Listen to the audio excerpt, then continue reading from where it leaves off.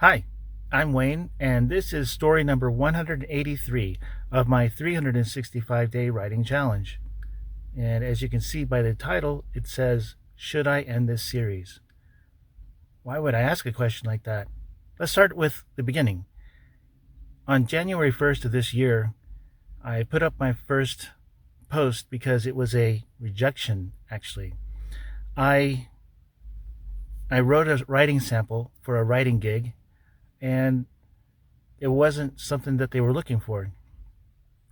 I thought it was pretty good, so I decided to record it and put it on YouTube. And I thought, since it was the first of the new year, why not make it a New Year's resolution? I usually don't go past a week with any of my New Year's resolutions, but what got me past the first week was sharing the stories with loved ones and acquaintances on video conference calls. I could see their reactions in real time, and since it was such a short story, they would be able to tell me where it was weak or where it was strong with very little effort in having to remember what it is that they wanted to point out.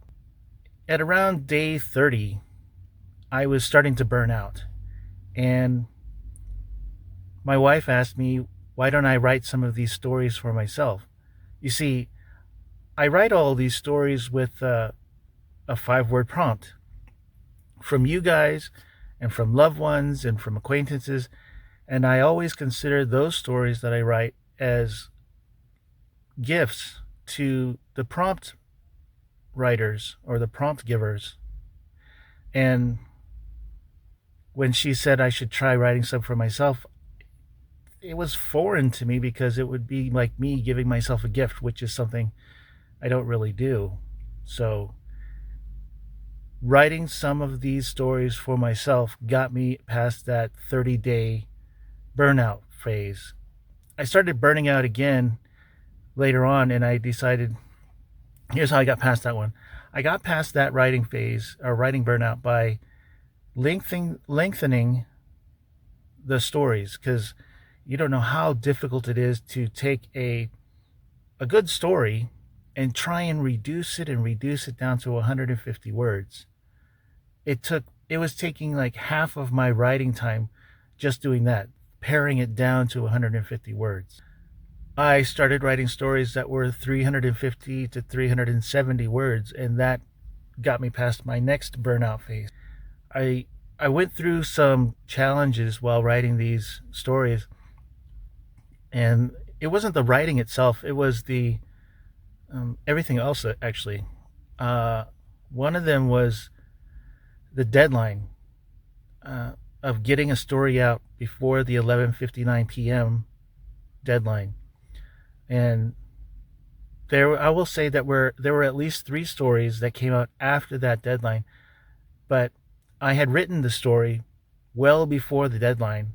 It was the video production that took so long. So technically, I got the story written before the deadline. It's just the video came out afterward. And then right around story 93, I think that's Rafferty's Real Origins. That's right around the time when I started having sleep issues. I was getting maybe 2 hours of sleep every time I laid my head down, and a lot of it was I didn't know if I could get the story out on time. So that was another challenge. And then another challenge was trying to find all the stock footage and the graphics and the music and the sound effects, all these things for just one video. It's not just sourcing them, but it's also going through the huge catalogs that these places have for all of this content. So that was a big challenge too.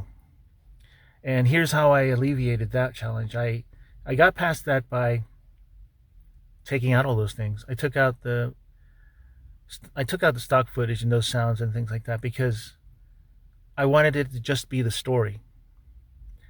And then the newest challenge that I have is AI generated images.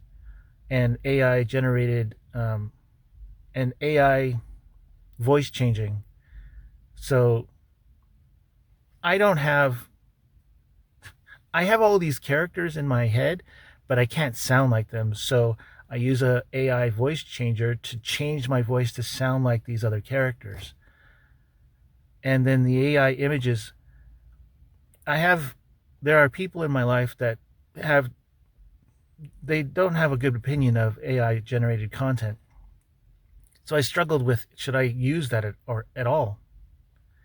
Here's how I see AI content. I use it as a tool. I see it like technology with downloading music.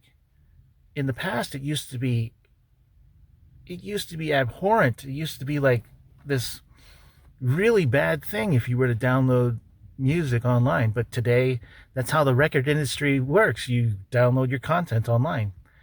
And then similarly, there's Photoshop.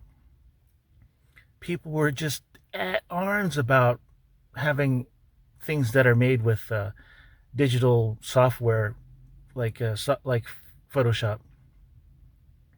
But now whole parts of the artist industry is dedicated to digital artists and what they can do with Photoshop. So I see AI the same way. It can be used as a tool to help out artists, and that's what I'm using it for. So let me tell you some of the things that I learned while doing this. I had to learn discipline. I had to learn how to come up with a schedule so I can stay on target for getting these out on time. If I didn't do that, none of this would have happened. I had to buckle down and keep that creative process going. Another thing that I learned was like I've written full-length screenplays that have been optioned by production companies in Hollywood. And I've written television shows and web series, but nothing on a regular basis like this. So while doing this, you cannot help but learn new ways of telling a story. I learned how to identify what will make a good story. The big thing that I want to pass on is you can make your own joy. You can create your own joy. Creating these stories have been joyful for me. And you do not have to look outside yourself for joy. You don't have to find joy from someone else or from some other company or from you don't have to find it in a bottle. You don't have to find it in a can. You can find it in yourself.